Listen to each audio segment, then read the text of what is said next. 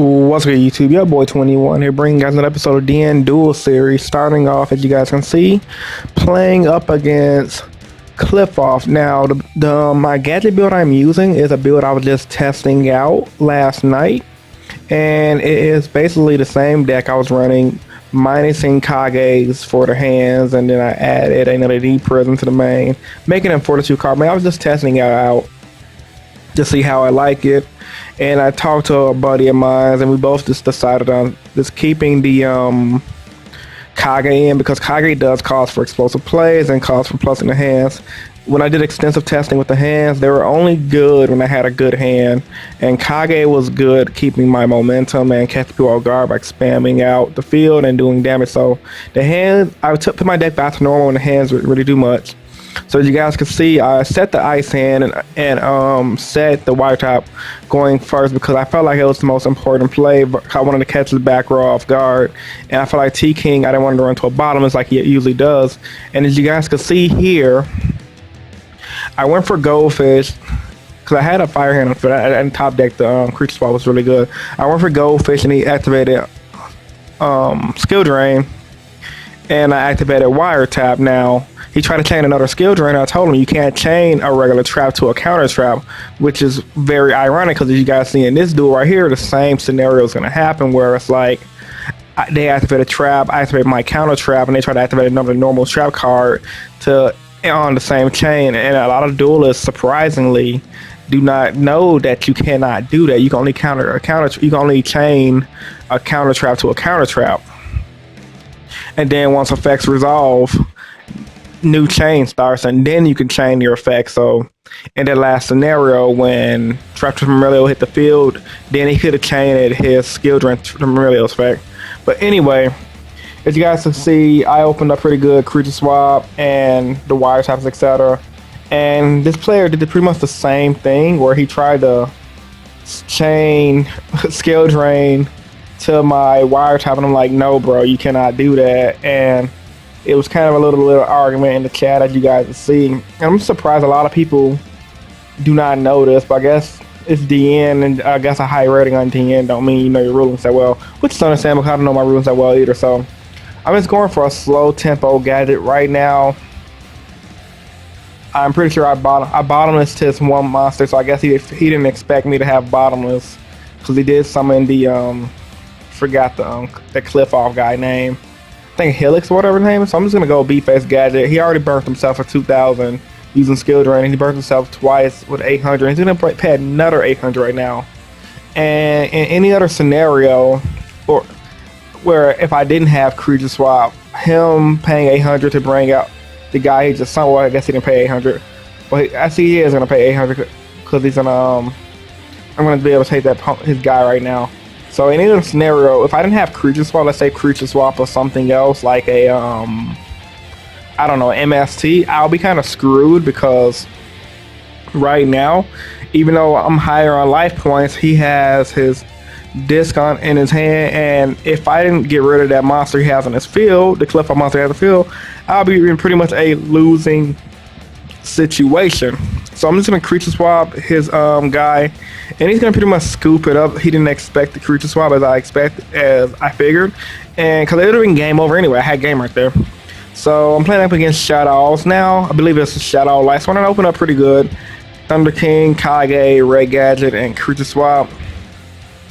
Pretty solid hand. Gadget allows me on the following turn to take any monster he summons, and then I can try to beat face in, and he's taking forever. So I just called the admin just to say he was cheating or whatever, because some people do try to troll on DN, believe it or not. And then I kind of find it funny, as soon as I hit the admin button, they always start the turn immediately. So yeah, if you feel like you're getting cheated on DN, just call the admin. There's no point in arguing with some troll in the chat area. And he's gonna summon Delilah to pop my back row, which is a pretty standard play against Thunder King. And I don't know what he's playing. We're not right at the point. I thought he was playing pure Lightsworn, because I haven't seen Lightsworn Shaddols in a while, and I'm just waiting for him to do it. And he's like taking forever with his turns. And honestly, majority of this duel is just it should have been shorter than what it actually was. So I guess he figured that he want to use his fusion. Now right here, I did not know if I can Thunder King his window, get rid of window. So if I could Thunder King get rid of Wonder? Let me know in the comment section down below, because I didn't know if I could or I couldn't, so I didn't even bother to try to argue with him, or I didn't bother to use T-King's effect. I think T-King can only, I don't think T-King can stop cards that come out through other card effects, but he can stop, I think they call it inherent summons. So yeah, if you guys know the ruling, just let me know in the comment section down below. It'll be awesome. But at this point, I'm not really concerned. I'm like, okay, I got Gadget, Kage, and I just ripped Myrmilio like a boss. So now I have back row. So I'm just gonna run over to Lila and creature swap, taking his window, slowing him down, because even though window stops both players, taking his window so he won't be able to cycle back that Shaddoll fusion is gonna be very powerful.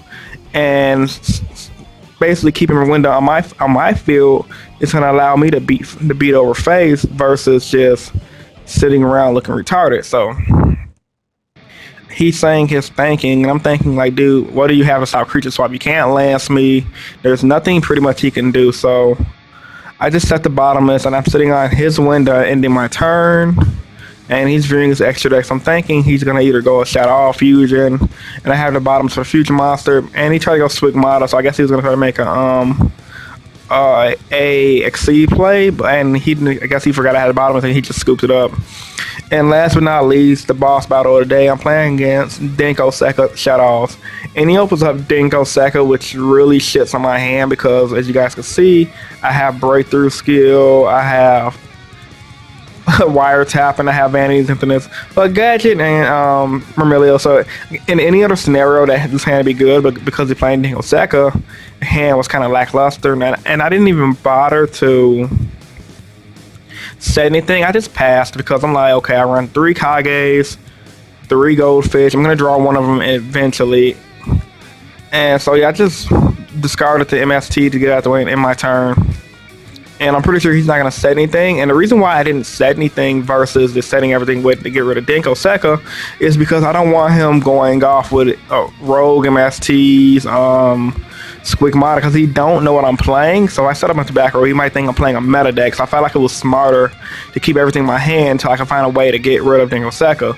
And I had at least 9 different ways I could get rid of Denko Sekka.